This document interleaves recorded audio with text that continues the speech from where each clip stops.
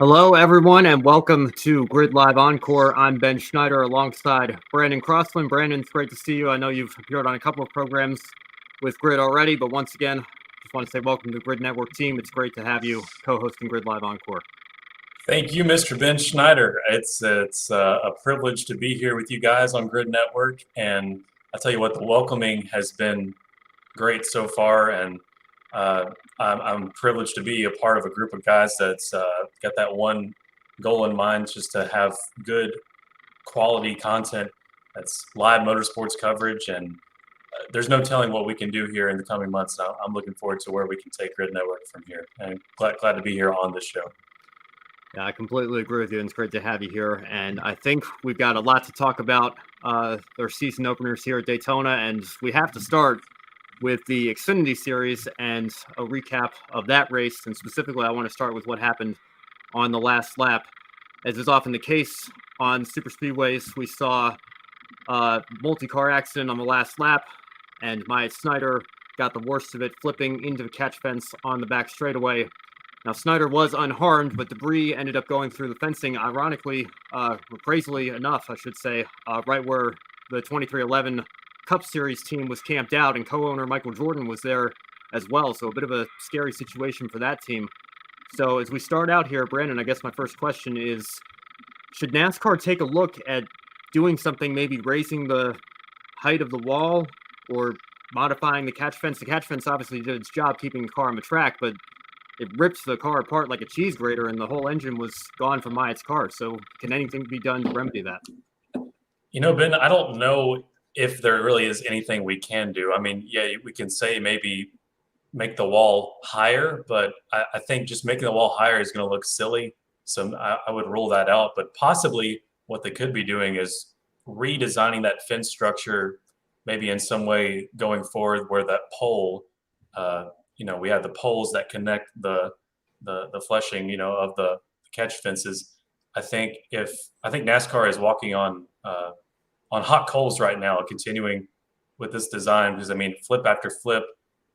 If that pole had hit Myatt Snyder's cockpit in some way, I think we would be talking with a very different story tonight.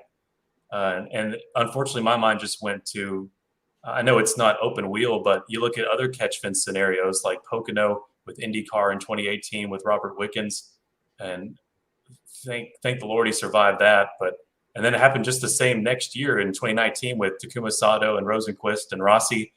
Luckily, no one was severely injured there, but it was a scary, scary day, and it ultimately robbed Pocono from us on the IndyCar schedule. But IndyCar aside, I think changing the fencing may remedy it, but at the end of the day, these are race cars, and I think no matter how much we change them, it's never going to stop race cars from wanting to go airborne.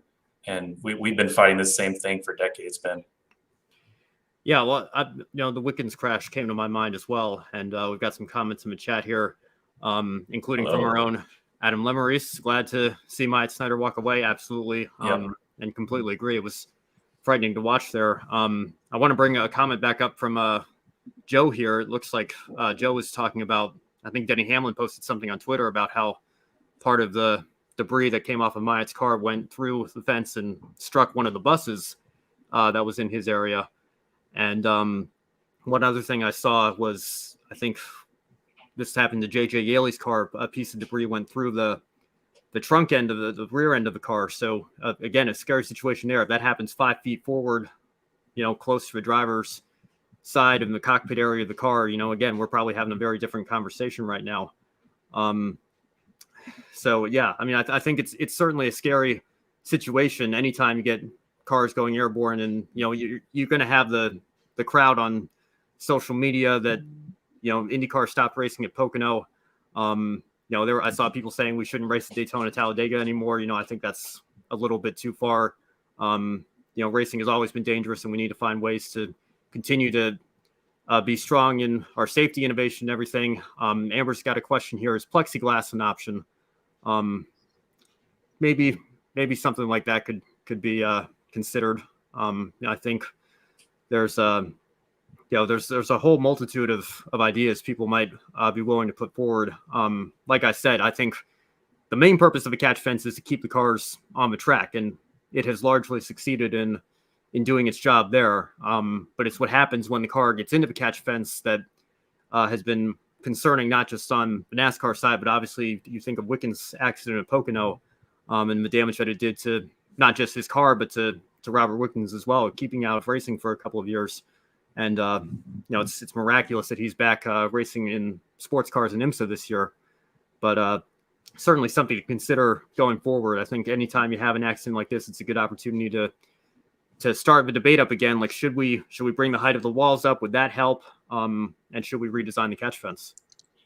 Yeah, I think it's just got to be a way of redesigning the fence instead of the wall. I think the wall is raising it only. It may solve your problem, but it looks awfully ugly in concept, at least in my brain. I don't know. I know Michael Jordan was actually right there at that part of the wall on the other end with his RV or his camper or whatever, getting him and Bubba both. I think Bubba was he tweeted the picture of the damage on the wall and on the catch fence from that vantage point as well. Yeah, well, yeah, and that's the thing. Imagine if the debris had gone, slightly differently in different directions. That's a scary situation there as well. So I don't know. Maybe they'll look at, how close Cup teams are going to be parked out watching these races. If maybe there's a change that should be made there to avoid a situation like that again.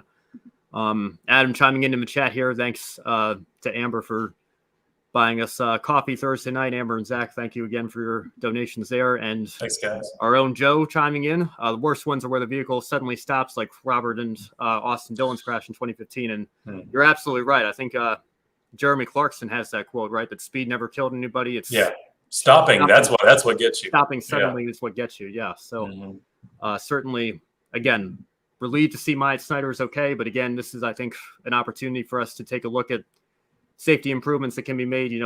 All credit to NASCAR in particular. We can criticize where they've been and changes that they've made in modern years.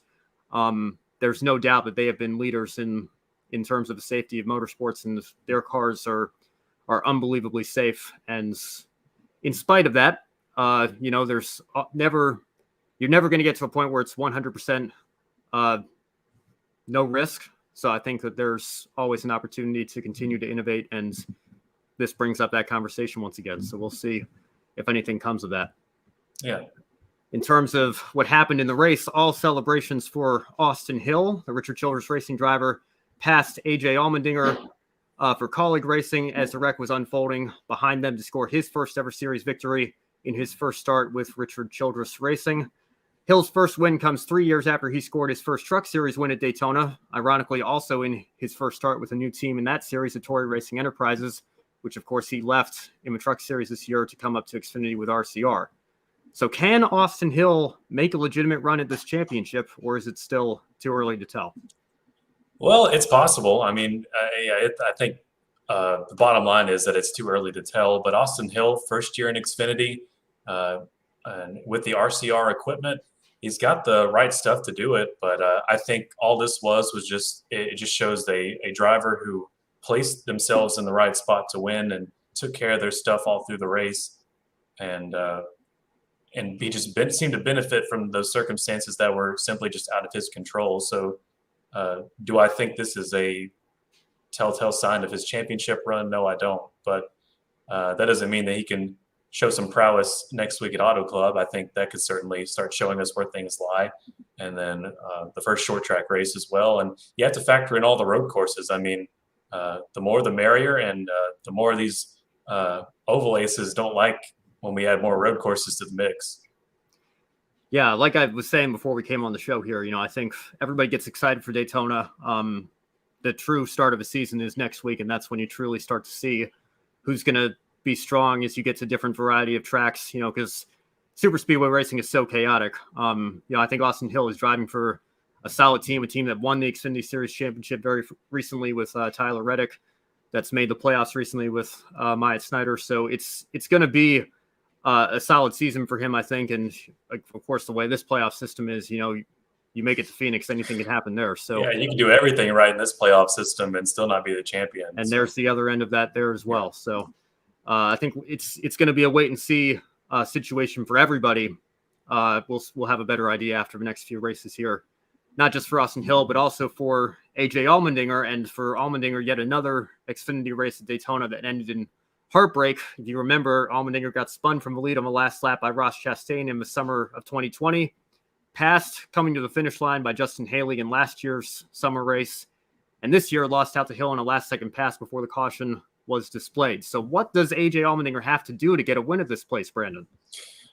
There's not much more he can do. I mean, last year he charged to the field 31st to 5th in the 2021 Beef It's What's for Dinner 300. But just the same thing anybody else can do. I mean, just give yourself, like same thing I said for Austin Hill, give yourself the opportunity to be there at the end, take care of your stuff, don't miss your pit road speed limit. And pit crew has a lot to do with it as well.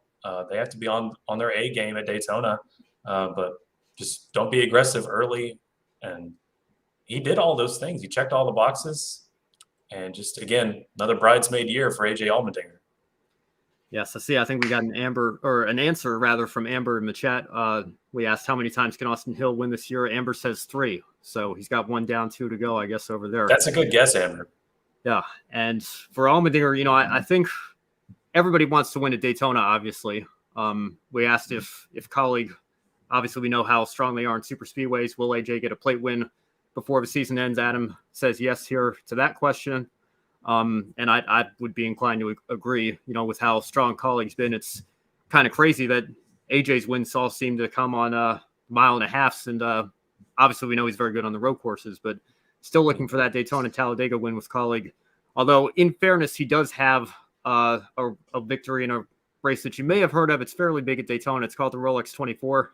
So I think he's sleeping pretty easy, knowing that I don't think there's a Daytona curse when it comes to his time at Daytona. He's got a nice Rolex watch there to remind him of that. So I think and unlike Townsend Bell, his watch is not stolen from his home. That's true.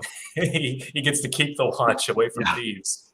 I couldn't believe that. And he of course, Townsend has to bring it up every time it's brought up on the broadcast. That's still crazy. I still can't believe that happened. I know it's been a couple of years. I think it's probably a lost cause at this point, but I wouldn't, it does get kind of repetitive hearing him bring it up every year we go, but I wouldn't want to lose a Rolex too, especially not one that I earned in that circumstance. So I bet that thief didn't even know what the Rolex is. He just saw, oh look, shiny watch.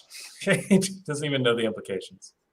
Yeah. Well, that being said, of course, any win at Daytona is obviously very, very special. So I know when we come back in the summer, obviously with how strong colleague continue to be, Daniel Hemrick, the defending champion at a new team. He looked very strong. Things just kind of didn't work out for him, got caught up in, some of the incidents, and that's just part of super speedway racing. But Landon Castle as well. Joe in the chat here, I guess we're talking about AJ Allmendinger here. His first Champ Car win was at Portland, and Xfinity is going to Portland this year. So that will be an interesting homecoming for AJ Allmendinger for sure. Mm-hmm. And finally, here, as we wrap up the Xfinity stuff, I do want to briefly highlight one of the new teams for 2022, and that is Jesse Iwuji's team. Iwuji is now an owner driver, and Emmett Smith is a co-owner on his number 34 Chevrolet. Smith joins several high-profile owners in NASCAR, including Michael Jordan, Pitbull, and now with the money team, even Floyd Mayweather running part-time this year. Though Smith's team is competing in the Xfinity Series rather than Cup, Iwuji finished 27th in the team's debut on Saturday. So, Brandon, how big of a deal is this, not just for NASCAR, but specifically, you think of all these celebrity owners in the Cup Series. Now we have Emmett Smith in the Xfinity Series. So how big is this for Xfinity in particular to have somebody like him involved in ownership? Well, Ben, that's huge, especially for the Xfinity Series. I mean, you got all these celebrity owners, celebrities of different disciplines in the Cup Series right now. Why not shine some light on the Xfinity Series where names are made? And I think this is great for, or we hope names are going to be made soon.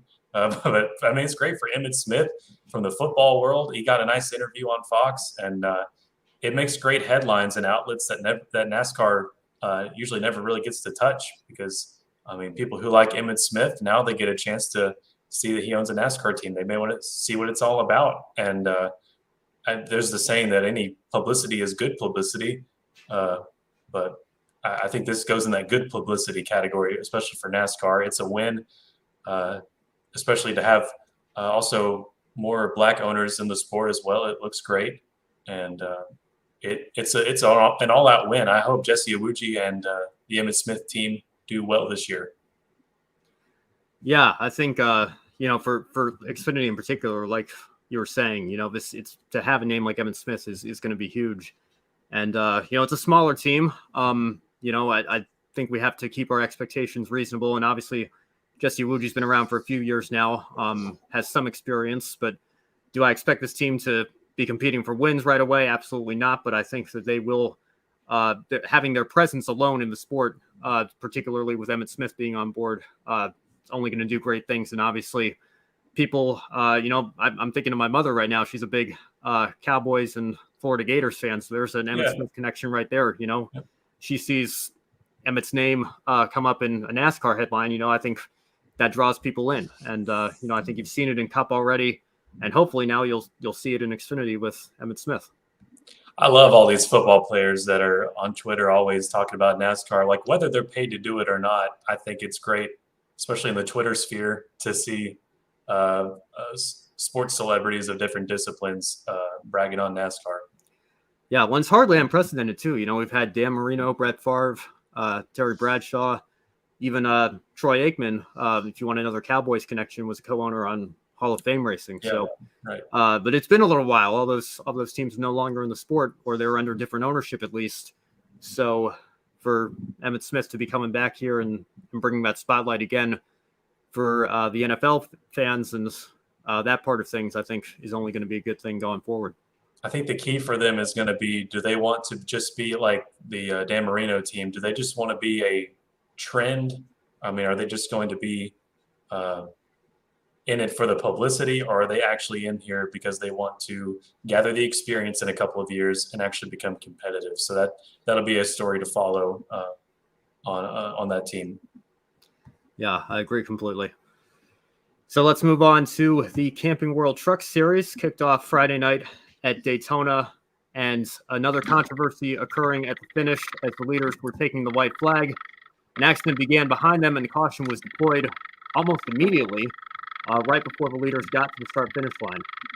So first question on the Truck Series side of things, should we be celebrating NASCAR Race Control's quick reflexes, or is this something where we should have just let the drivers take the white flag and end the race and prevent the possibility of more torn-up race cars and even more controversy?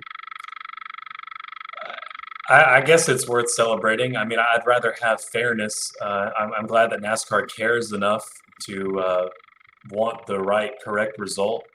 But at the same time, I mean, people want a good show as well.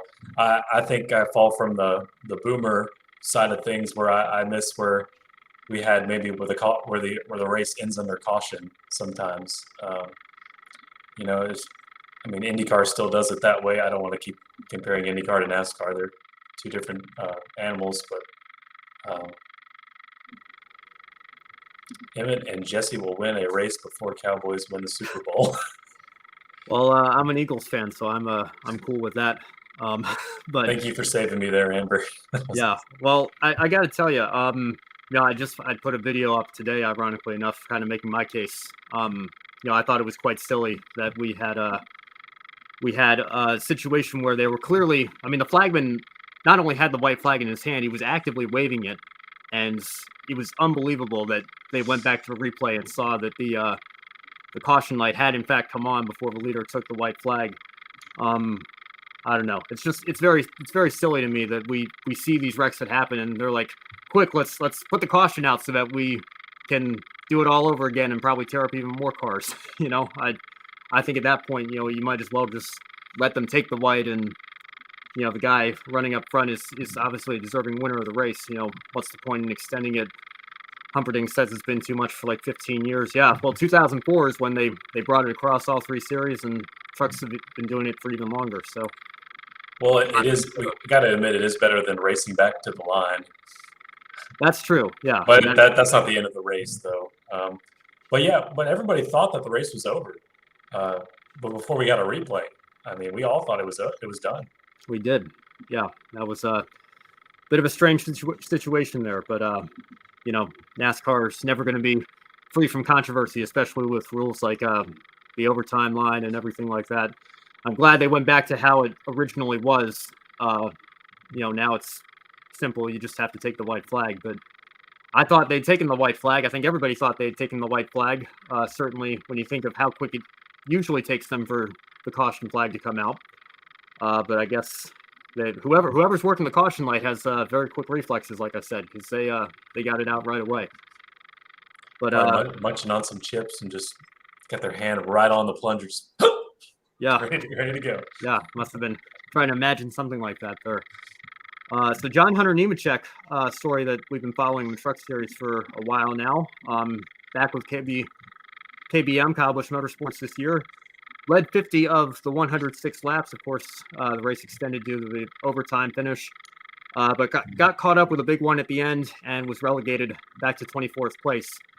So Brandon, has Nemechek already shown with how strong he was Friday night that he's the championship favorite once again, as he seems to have picked up right where he left off? Yeah, again, I think this falls under the category that it's Daytona, and it's too early to tell what kind of prowess John Hunter's going to have in the latter part of the season. But, I mean, we can take a look back at his first full season last year in trucks with 3 top 10s to his name, and that's nothing to lay your head on. He's going to do great. He's in that KBM equipment. You can never doubt Kyle Busch Motorsports. They basically own the truck field, and we certainly expect Kyle Busch to come back to the Truck Series here and there. But yeah, John Hunter Nemechek, he's still a championship favorite. He's the class of the truck field. Yeah, well, I'm glad you brought Kyle up. I know we were just talking in Xfinity. Names are made here, and obviously Kyle has stepped away from driving in that series, but he does still own his truck team, so we are expecting him to run these 5 races in trucks this year. But like you said, KBM is already top equipment in that series and have been for a number of years now. So I think if there has, again, we'll have a better idea after the next couple of races, but if there is a championship favorite this early in the year, it's easy to look at the guy that won multiple races last year and looked very strong Friday night. So I think JHN is certainly going to be a contender. I'll go ahead and say it now. If John Hunter Nemechek is not in the Final Four, it's because he's dumped somewhere, or either that or he's dumped at Phoenix. Yeah, go ahead and call that early. Yeah, well, what happened to him at Phoenix last year was unfortunate, because I think he was far and away probably the most deserving. And again, don't want to take anything away from Ben Rhodes. He did everything he needed to do. But, for Nemechek to have a season like that and not come away with a championship, certainly very disappointing. And I know it's got to be weighing on him to get that done this year and finish the job. So we'll see if he can do just that. And finishing the truck section here, through the late race chaos, it was actually Zane Smith for Front Row Motorsports in his first race with them who took the victory. And Front Row may not have been able to defend their Daytona 500 win, but they did still get to take home a trophy from Speed Weeks in 2022. So speaking of the championships, Zane Smith has actually finished second in the championship each of the last 2 seasons in the Truck Series. Is this the year he finally breaks through and takes the title? Yeah, I think Zane Smith is definitely another one of those guys you have to look at, and that's great for Front Row Motorsports. I'm glad you put that here in the question. I mean, they still get a little pep in their step after Daytona and Speed Week, getting the job done there in trucks. But yeah, Zane Smith finishing second in the championship the last 2 seasons. That kind of looks like Bubba Wallace's second place finish in the Daytona 500 past few years. I mean, it comes to a point where you just have to say, no, this is going to happen. This is not just he's able to get here because it's a fluke. I mean, he's on to something. He's got the equipment to do it. And it'd be nice to see Front Row Motorsports get a championship with Zane Smith and move him up to Xfinity. Yeah, how about Bubba Wallace again? Second place, second time in 5 years, I think. Yeah, I didn't want to bring him up here because we're in the minor league section, but he was once in the Xfinity Series, so that counts enough, right? Yeah, well, and your recent Xfinity champion, the guy that almost doubled down on that, Austin Cindric, big Daytona 500 win for him. So you're starting to see, I think, a real change in the guard here. A lot of great young drivers coming up through the ranks. We were just talking on the show yesterday. I remember when Austin Cindric was in trucks and got his only win was that controversy in Canada with Kaz Grala spinning him out, and people wondering if he was just here because of his father Tim Cindric, and now he's certainly proven all those doubters wrong with a Daytona 500 win. We see Adam here in the chat saying Zane Smith and John Hunter Nemechek will be in the championship 4. I'd say those are pretty safe bets. Yeah, that's good. That's a good one half of the puzzle. Maybe add. Never mind. Well, like I said, very early. We're gonna have to get a couple races in under our belt before we see. But yeah, could be the Thor Sport cars again, or trucks, I should say. But it's a very competitive series, so we'll just have to wait and see. So let's move on now to the ARCA Menards series, and we have a couple races to cover. Of course, the big ARCA series at Daytona, ARCA East and New Smyrna. We'll get to that in a bit. But in terms of what happened with ARCA at Daytona, they opened their season on Saturday afternoon, and last year's championship runner-up Corey Heim took a dominating win in his Venturini Motorsports Toyota over Parker Chase's teammate, led almost every lap to win the Daytona race for the second year in a row. Corey Heim is only running part-time this year with Venturini, as the two-time defending ARCA West champion Jesse Love will be in the car the majority of the season for the number 20 team. Venturini does have one full-time driver this year, Tony Breidinger. She finished 9th in the ARCA race this weekend. The 18 Toyota, now run by Kyle Busch Motorsports, also has no full-time driver. Drew Dollar will run the races at tracks that Sammy Smith is not yet eligible to race at. So with Smith unable to run the full season, as he's not 18 yet, championship is only going to come down to a handful of drivers here in all likelihood. At the moment, we have Raja Caruth and Nick Sanchez for Rev Racing, Daniel Dye over GMS, Breidinger, like we mentioned, Amber Balkan, Greg Van Alst, and Brad Smith are the 7 expected to run the full season. So when you consider experience and equipment, no disrespect to Brad Smith here, he's doing everything he can on a shoestring budget. I think it's probably a stretch to call him a championship contender. But you look at all these full-timers here, which do you think we can consider your way too early championship favorites here? Well, Ben, I can only speak to experience, and that's the two drivers I know out of, I will say ARCA is what I know the least here in tonight's show, but the two drivers I do have some knowledge of are Raja Caruth and Daniel Dye. Was able to cover Daniel Dye at the 2019 and 2020 All-American 400s at Nashville Fairgrounds, and also covered him at 2020 Snowball Derby. And so I've been able to see him race a lot in the super late model car, and he equals that performance when he gets out in the ARCA machine, and does a really impressive job there. And also Raja Caruth, very talented short track driver, and going to be seeing a lot more of these two guys in the future. But I would leave this question more to you, Ben. Those are the two that I have the experience with. I would vote for either Raja or Daniel. Yeah, well, it's certainly good to start there. We got a comment from Joe here asking 38 and Deegan in the 1 are teammates. Sort of, not technically. The 38 is a Front Row Motorsports entry. The 1 for Haley Deegan, as well as Tanner Gray's car or truck. I keep saying car. We should, I guess, say truck here. Tailgate truck. Yeah. As if it resembles a stock truck at all. You shave it off, it's a car. Yeah. I would say, and Brandon, you can chime in here too, it's really a lot like the Wood Brothers and Penske in the Cup Series, right? That's a good comparison. The Wood Brothers are still their own separate entity with Harrison Burton and everything. It's their own separate race team, but they got a lot of equipment. I mean, their car is basically a Penske car. It's the Penske shadow. Yeah. And last year in particular, certainly with Todd Gilliland driving that truck, DGR stands for David Gilliland Racing. So, obviously they were going to be working back and forth quite a bit. I think Front Row works out of the DGR shop with their truck organization. So it's almost exactly like that on the Cup side of things. Amber asking if an ARCA team withdrew before the race with a crash. I think I did see Benny Chastain, I think, didn't run a practice or qualifying lap, but I think he was on the grid. So not sure there, but I think maybe that's what we're talking about here.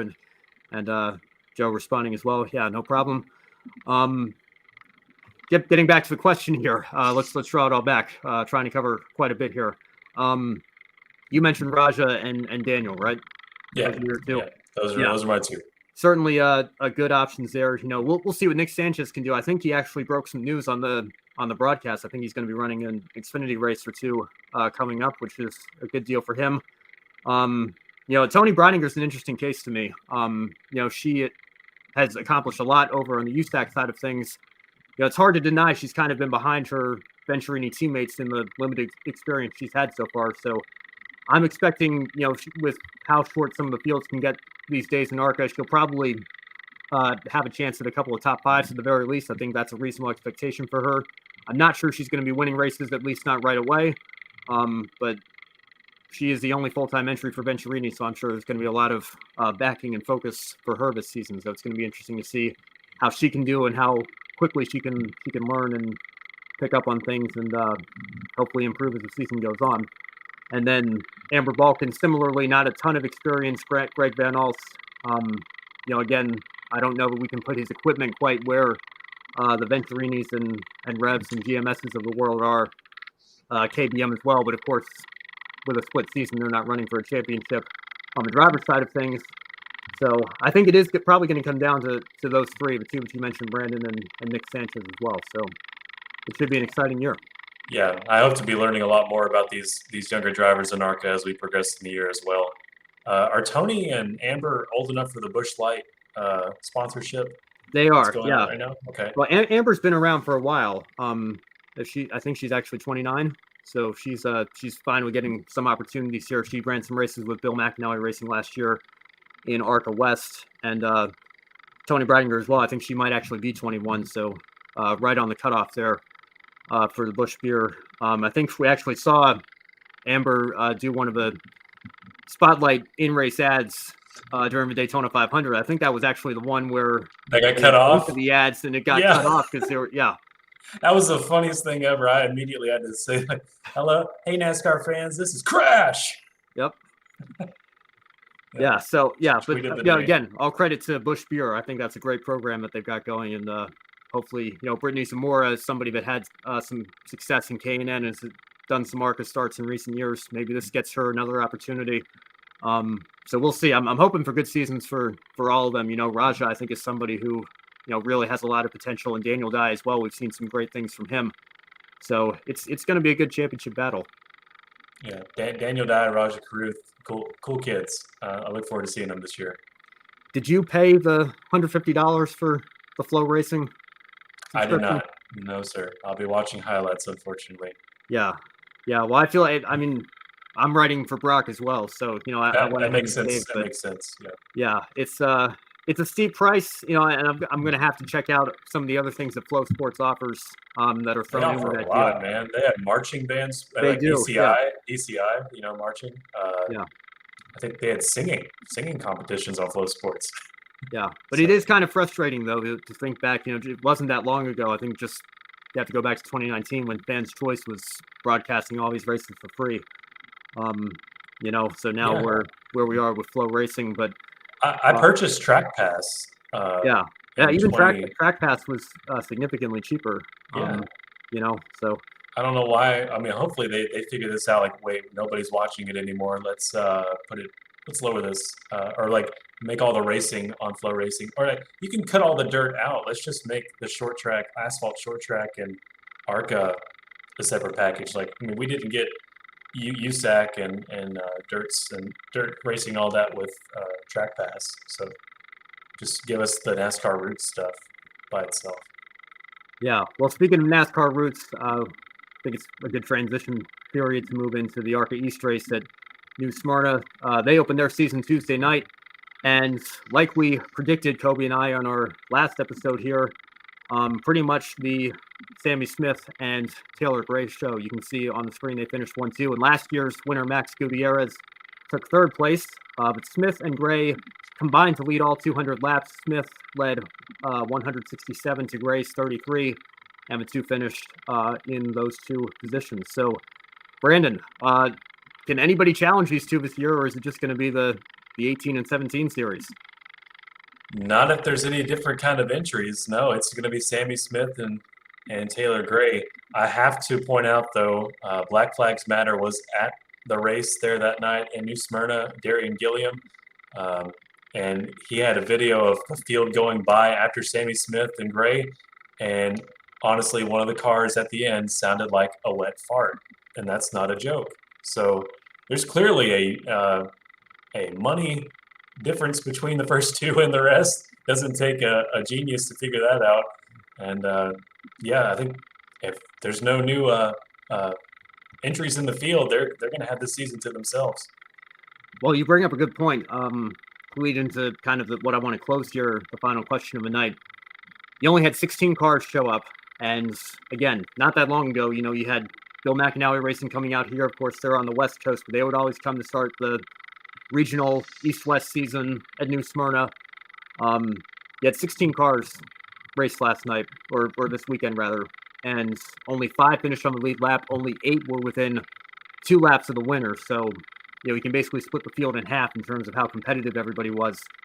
So you think of these low car counts, and you look at the schedule. Nearly half the schedule is a combo race with the main ARCA series anyway. Is it time to consider merging ARCA East or having the big ARCA series kind of absorb it?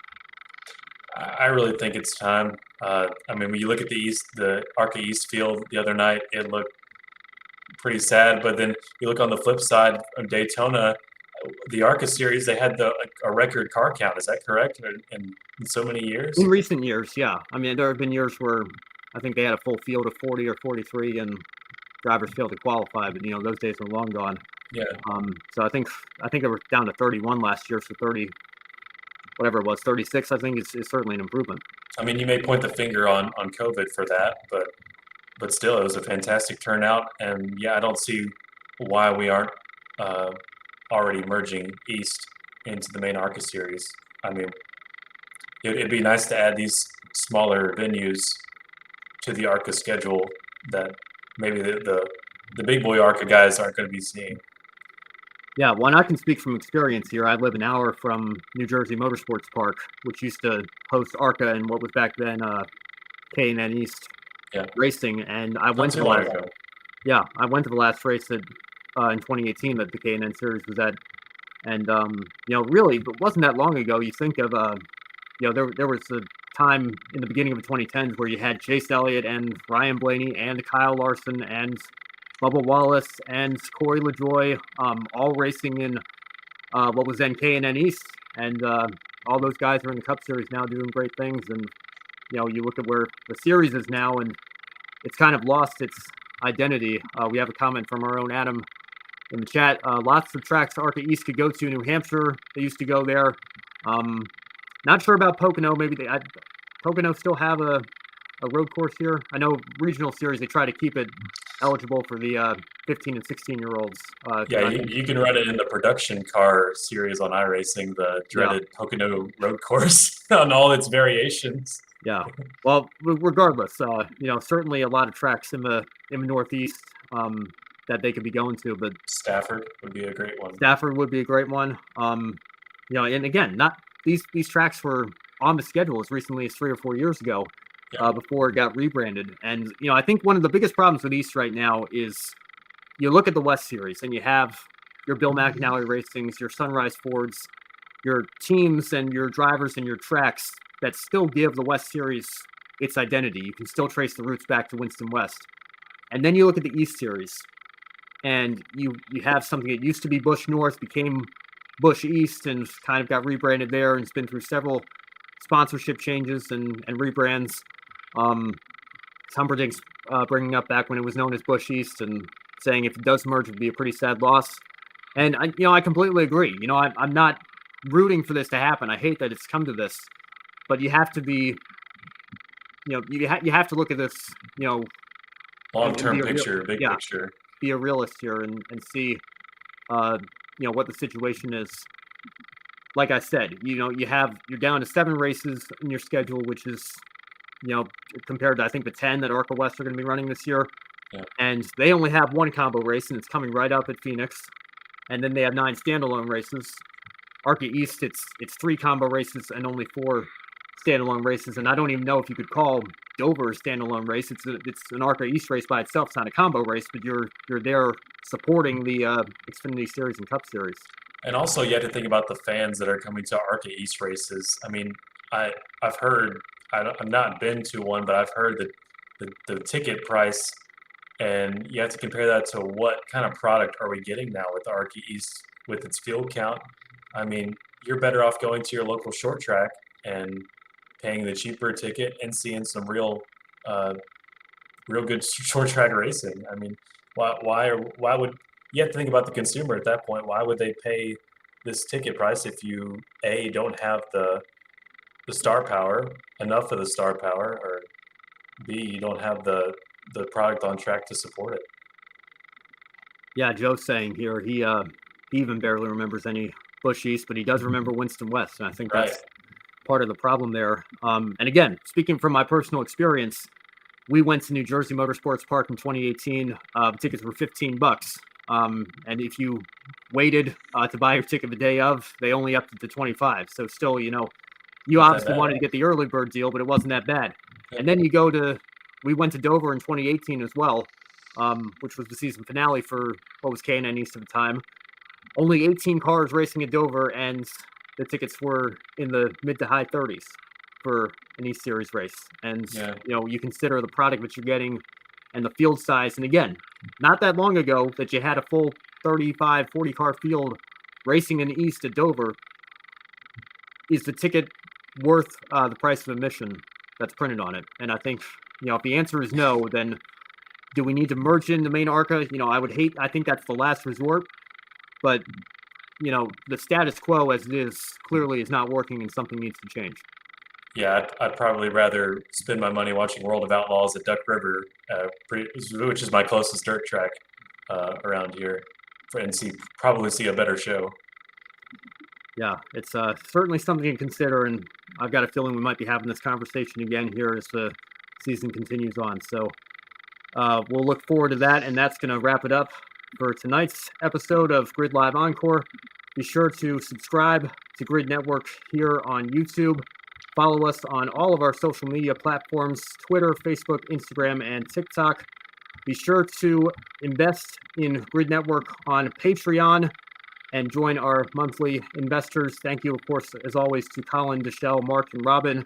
Also, the link in the description below takes you to Buy Me a Coffee. That's our one-time donation option. You can buy a coffee for your favorite on-air talent, and any amount will help us continue to grow our motorsports media outlet. Also, visit public.com, the stock market social media home.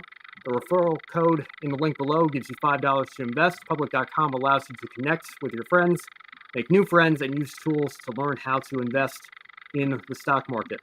Wednesday night, Grid Tonight with Adam and Kobe. Thursday, Joe and Daniel host Women in Motorsports.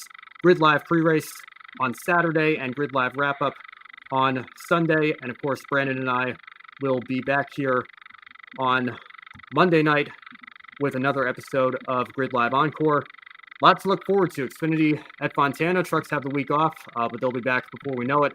As well, ARCA and Indy Lights opens their season at St. Petersburg. It's the earliest IndyCar season's open in quite a while, so I'm looking forward to getting that on the road. Yeah, we open early, and then we have to wait another month before we get right back to it. But yeah, looking forward to seeing Indy Lights out there in St. Pete.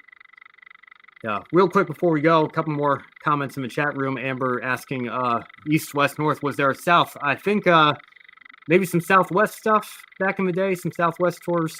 I don't know. My regional history. Yeah, I think Kevin Harvick might have been in a Southwest far tour. back, That rings a bell. Yeah, I think Harvick definitely. Harvick and Hornaday, I think, did some things like that. Bikers field. From Humperdinck. I grew up in New England, so had the most exposure to it. Saw them at Stafford and Lime Rock. Again, 2 great tracks. Do remember seeing Winston West on TV, though, mainly at Sonoma. Yeah. Think of what the West Series race at Sonoma means. The East Series doesn't really have an equivalent race like that, where you get the Cup stars and you get all the attention that you get for that race. And I think that's a shame, but I think that kind of thing lacking is certainly part of the problem. Yeah. I mean, possibly if the ARCA East wanted to have a signature race, it may be at somewhere like Five Flags, but you would have to build it up to be something more than what it is. Yeah, I think there's certain things you've got to do first before you can get to that point. And like we said, we'll see where that goes going forward. For right now, though, Brandon, thanks again. I know we're going to have a great season together. For Brandon Crosslin, I'm Ben Schneider. We'll see you next time. And as always, have a wonderful week, everybody. See you guys. Don't be an anonymous investor. Join the stock market social media platform, public.com. Invest any amount of money and share with friends and new friends. Discover new opportunities, such as new companies and potential business partners, and useful tools for beginners, and share your experience with friends on public.com. Link in the video description gets you $5 for being a Grid Network viewer. Use the referral code GRIDnet for your free $5 to invest and start investing and networking on public.com.